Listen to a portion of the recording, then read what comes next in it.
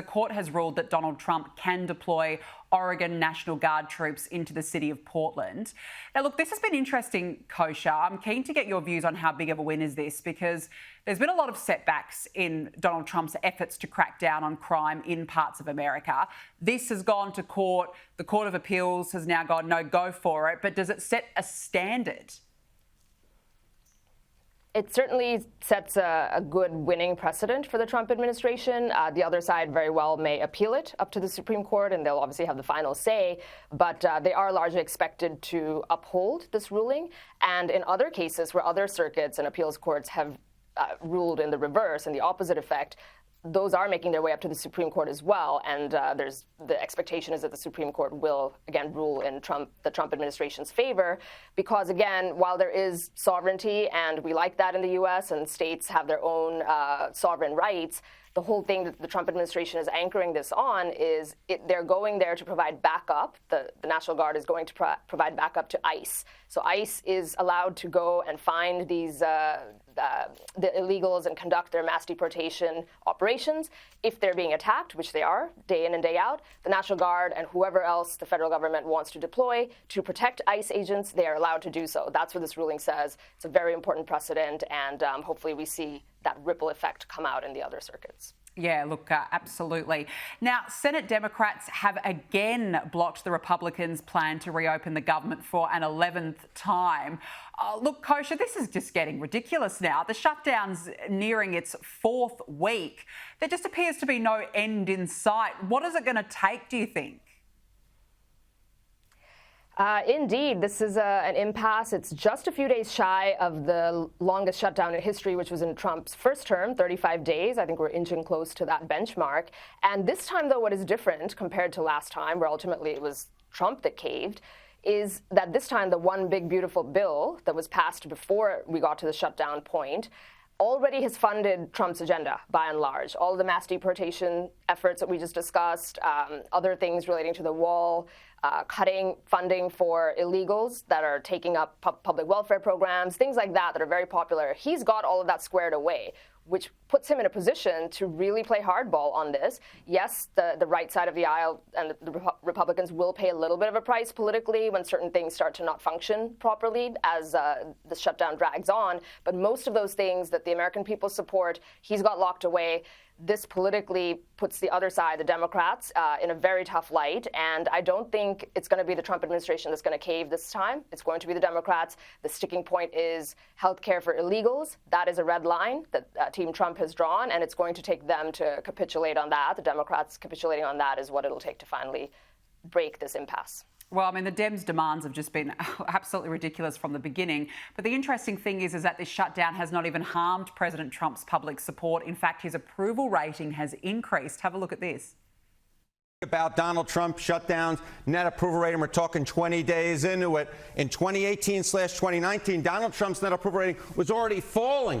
The shutdown was eating into his popular support. It was down 3 points already at this particular point and would fall considerably more. It was very much on the decline. You come over to this side of the screen, this shutdown hasn't eaten into Donald Trump's support at all. His net approval rating is actually up a point in terms of his popular support.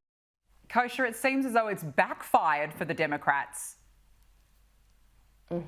I think the foundational point is that Trump actually is not as hated as he was then. He still is hated by many, many people, but a little bit less so. He is actually more popular than he was the first time around for many reasons. Second is on this issue specifically, the linchpin that we talked about, where it's coming down to illegals and should they be beneficiaries of free health care or not. That's sort of the sticking point.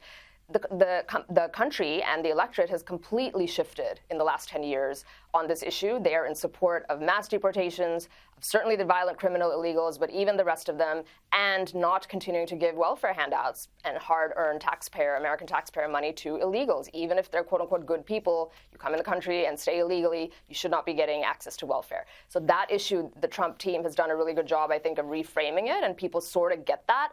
The branding on the other side is the Schumer shutdown and just the way they've been behaving and the fact that they are at an all-time low electorally, politically, in the court of public opinion, and everything else is helping sort of boost up Trump in this fight as it continues. Yeah, look, no doubt about it.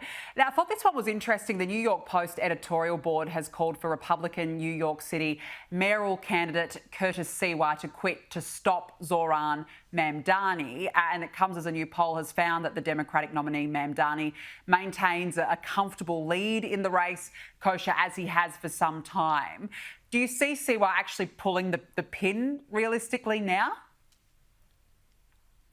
This is really, really tough one, and I don't envy his position because what they're asking, the New York Post and others, is for Curtis Siwa to be a tragic hero in this, really, because he's polling at around 15 to 20%. That's actually pretty strong for a Republican candidate these days in New York, and that is cannibalizing the vote between the other two. Andrew Cuomo is 15 to 20 points. That same difference basically behind Mamdani. So theoretically, if he pulls out, it puts Cuomo in giving him a fighting chance to possibly win. However, not everybody who right now is supporting Siwa is going to flow over to Cuomo. He is not exactly the most favored or sympathetic figure in general. A lot of people are still very angry with how he mishandled COVID, among other things. He himself, Cuomo, is not as strong as he was in the prime of his career. So it really is a lesser of the two evils issue. I don't know if he's going to do it or not. The pressure is on for him. But even if he does it, it'll certainly tighten the race. But even with that, it just really looks like this is Mamdani's, unfortunately, to win. Unfortunately, gosh, you know, I just don't even know what to say, to be honest, when it comes to that bloke. It's extraordinary that he is ahead in the polls.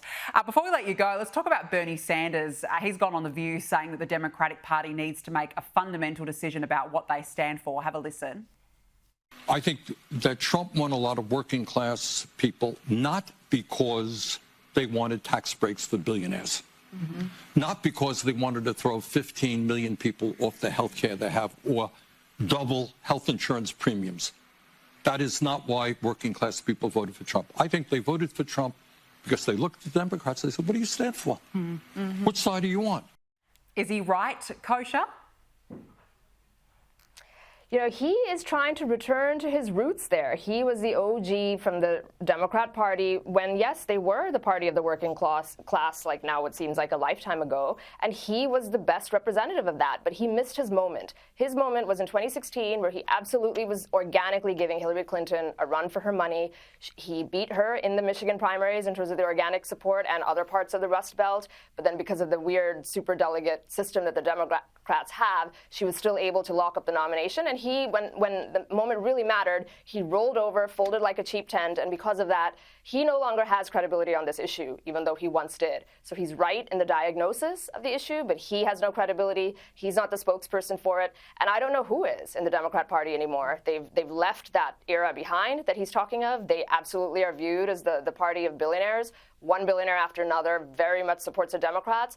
You've sort of got Elon Musk and maybe Zuckerberg and Bezos in recent times begrudgingly pulling away. But by and large, that ship that he's talked about has sailed. If they can figure out how to come back to that, I think it'll be better for the country to actually have both parties caring about the working class and maybe differing a little bit on the margins of the policy and the solutions for serving them. But that is not where the Democrats are right now. No, very, very clearly not. Kosha Gada, good to see you. Thanks very much for joining me.